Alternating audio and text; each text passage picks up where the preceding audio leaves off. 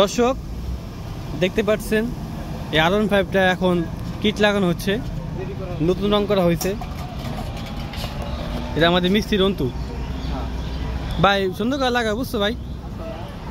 ঠিক আছে, বুঝছো যাতে না হয় ভাই, মিস্ত্রি রন্তু ভাই নতুন না, হ্যাঁ দেয়ারে লাগাবে না, নতুন মিস্ত্রি।